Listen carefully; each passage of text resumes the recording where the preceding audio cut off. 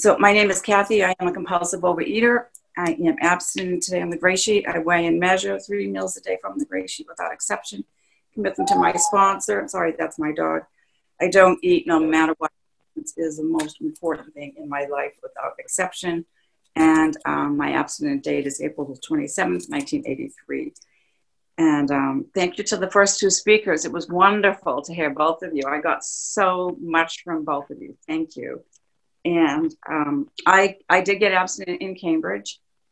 And the message I got was about service. And what I was told was the most important service I could do. First, I want to back up and just say, my thing about service is that it's the same as it was at the beginning, and it's expanded.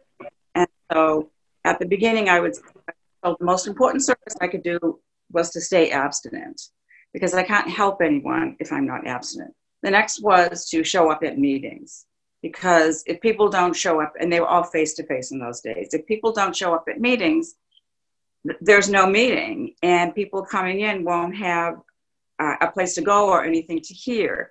And then the next thing was to speak at meetings, and also sponsor people, and then from there. And in terms of speaking at meetings, I remember being new, and I remember thinking the meetings in those days were usually pretty much all about the food. How do you stay abstinent? What do you do to get abstinent? And it felt like everybody went to the meeting at the end of the day, and it was always about what happened today and how I stayed abstinent. It felt like we were, warriors or knights on horses. Like, this is what I did today. Difficult boss. I forgot something. And I stayed abstinent. We're like, yes, we cheered each other on. And so, and I always wanted, I'd be thinking, oh, please call on that one. Please call on this one, because they always were very specific, and they always talked about how do you get through those moments, and what do you do specifically with your food. And so whenever I qualify today, this meeting is a little different because the topic's a little different, but when I qualify, or even when I share, I always think of the person who's new, the person who's counting days, the person who's struggling, that I'm speaking to that person. Because my purpose today is to stay abstinent myself, and I need that reminder that I have this disease. And then it didn't help me to hear anything else that wasn't about the food, at qualification meetings. That's what I needed to hear about. And so I'm very aware of people coming in, people counting days. The other thing is that I am here to build my defense against the first bite. And I know that I have the same disease now that I had when I walked in. And I know we say the disease is progressive. And I heard someone say something that really grabbed me one time. She'd been in and out. And what she said was, for her, the progression of the disease was it becomes more convincing. The disease lies. And it's very easy at this point in my abstinence to say, I'm comfortable. I know I'm not going to eat today. It's okay if I miss a meeting. Well, it's never okay, because I never know what's going to happen tomorrow. I never know if I'm not going to be able to get to a meeting. And that thought is a food thought. At first, food thoughts come like a Mack truck, gotta eat. And as time goes on, they become much more subtle. And it's only if I'm going to meetings and talking about this stuff. And I remember when I heard people with more time than me talking about this stuff, that it helped me know that I wasn't a bad person or doing something wrong because I had these thoughts. It just meant I'm a compulsive overeater. And I still am. And I still need to hear about the food and what it's like, and what to do to protect myself. So I got abstinent in Cambridge when I was about 2.5 years abstinent. Cambridge in those days was huge, meetings every day, lots of people. And so it was very easy to take a back seat, which is what I did. And then I moved to New York. And in those times, New York had 6 people with and we had 2 meetings. And so all of a sudden, I was thrust into a position of having to speak several times a month easily. and to sponsor a lot of people. It was almost like an assembly line because it felt like we were, so many people were coming in from regular OA, and it was like, get somebody 90 days, turn them over, get somebody to 90 days, turn them over. And that was exactly what my program needed. I did not want to move to New York.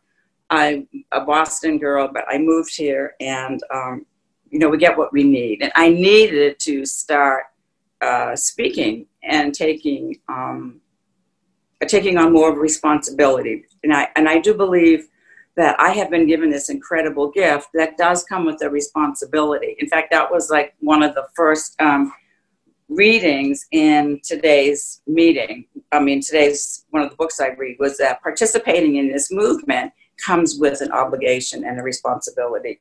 And I do feel very strongly about passing the message on the way it was given to me, because I had lots of things that I thought were ridiculous and I didn't want to do and I didn't need to do because I don't have a disease. I just needed to lose weight and, all that crazy stuff that the disease was talking to me. And so needless to say, it didn't work. And I thought that people who said things to me, like one person said, if you want what we have, do what we do. And I thought she was nasty and mean. And someone else one time said to me, look, you're either going to get abstinent or you're going to stop coming to the Gray Sheet meetings, because you can't do both. And that was actually an important message that I have passed on many times, that if you're struggling, and not believe me, I sit here, thank God, today with 36 years. I had 131 day ones. And so I share that because it can look like to people that when you're sitting there that, oh, it's easy for you. You don't eat like I did. Well, that's how I thought when I came in. But so it took me 131 day ones to finally be in enough pain. I loved that phrase, desperate and out of options. I wrote that one down because that's exactly where I was. And that's exactly what it took.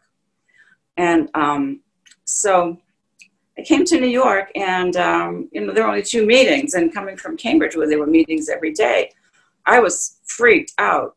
And I did go to a lot of AA, and that was really good for me. And I also was a part of starting a number of meetings in New York. Then I moved to Connecticut and helped to start some meetings here too, and helped work on the Connecticut retreat and all of that kind of service.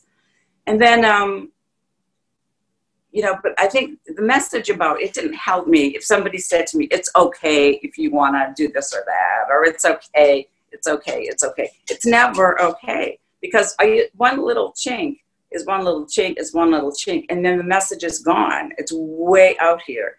And as the community has grown worldwide, it's been very easy for, like, the game of telephone, for what we do in Gray Sheet. The bottom line of Gray Sheet is this. And, if you haven't heard the message from the original crew in Cambridge, then it gets to be a little, this is okay, and that is okay. And then the next thing, people are doing all kinds of odd things, or different from the original message.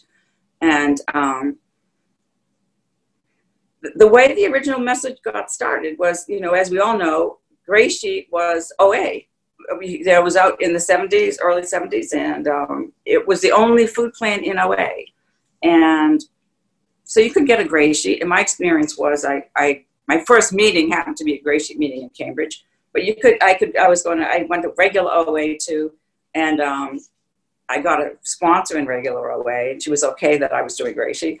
And then, but I really got the strength from the Cambridge group. And then she said, well, maybe you should go to try the Medford meetings, because it was Medford, Cambridge. That's another city near Boston, because they do it, but with exception. And I went to one of those meetings, and it wasn't the clear, crystal clear definition, method, commitment, that energy that Cambridge had. And it's only called Cambridge because that's where the first meeting, that without exception meeting, was started. And somebody from regular OA, who was also in AA, found that, decided that she got the inspiration that she needed to work her program like she worked her AA program. And so she needed to do it with, without exception, no matter what, and that it wasn't a diet, it was, a food plan, it was for hopefully a day at a time for life. And so they started a meeting that was going to support, we do this no matter what, without exception. We're all going to do the same thing. And that's how that started.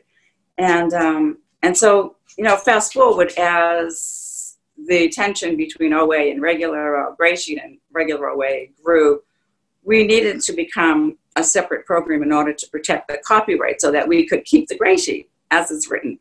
And so that happened through a lot of work. And then we started having conferences. And I did go to the first 3 conferences. So a friend of mine said, oh, let's go. It'll be fun. I'll never forget that one. It was not fun at first. It was, we were new and, you know, really didn't know how to manage a conference and how well to bring all of this together. The last conference was a completely different world. It was through the experience of people it was very well organized. So but after the 3rd conference, I said, okay, I'm done. My 3 years of being at the conference is up. And anyway, I was invited to be on another committee, and then I was asked by our ISR to go to the conference this time. And I thought, oh my God, I thought, I'll pray about it. I'll ask for guidance. And I ended up going. And I was so glad that I did, because I really feel like I feel a very strong responsibility to pass the message on as it was given to me, because that's what helped me. And I know the Gray Sheet is not for everybody. People have different reasons why they, you know, they choose not to do it. I can't do it. And I know that other ways work for other people. But for people who are out of options like I was, for people who have the same disease that I have, and I do have an eye in the time, this is the only thing that has worked for me. And so I do feel a strong commitment, responsibility, obligation to pass it on as it was given to me. Because when people were like being nice to me in the regular OA or in MedFit, I couldn't get abstinent. And it wasn't until that, that very clear no nonsense from Cambridge that I was able to do it. And I thought of Cambridge as the Navy SEALs. You know, they get the job done. And I was talking to a friend a little while ago about, from Cambridge from those days. She's still abstinent. And she was talking about the blizzard of 78. She's got more time than I do. And how her back door was frozen shut. And so she took a chisel and chiseled it out because she wanted to get to a meeting. And she did, and she went, and everybody was there. Everybody had done the same thing. And she said that was the culture in those days. That's what it was. It was no matter what. We went to stay abstinent because we didn't know, you know, what other meeting we might get to. And we went abstinent to help each other. So that real strong bond. And the thing about self-care is that there is no self-care like weighing and measuring my food. And there's no self-care like standing up for myself. It comes to setting boundaries for myself about what is good for me, which I could never do. People pleaser, I was never thought about what was good for me. I couldn't imagine asking for anything I needed. And it starts with the food, and then it goes into other areas of life. And even amidst at the conference or part of the whole GSA thing, when, you know, there were still people who, you know, different ideas of how to do it. And so I am a people pleaser. I want people to like me. And I also, thank God, ask God for help. And I continue to speak an unpopular opinion when I say, this is how it was done. And we are Cambridge Gray Sheet, even though the name has changed to GSA, because we are based on the Cambridge group. That's what makes us different. And it's not easy to stand up, just like it's not easy to say in restaurants, this isn't how I asked for it, and to send it back, or to say to families, you know, at Christmas or whatever, like, no, I can't eat your specialty, and I know you made it just for me, and, you know, it's breaking your heart. Or, no, I can't bring the dessert. I will bring the salad, or I'll bring drinks, or, you know, soda, diet, whatever. And at the conference or in committees, speaking a different opinion if I believe in my heart and soul that that opinion or whatever doesn't support Gray Sheet, because I do want to pass it on. And also, I know that people do die, and I'm getting older, and I wanted to be here. Just like when one of the last things I believe that, if I understood, that Dr. Bob said to Bill was, and I know that's my son, don't louse this thing up. So I am committed to that too. So thank you everybody for a great meeting. I pass.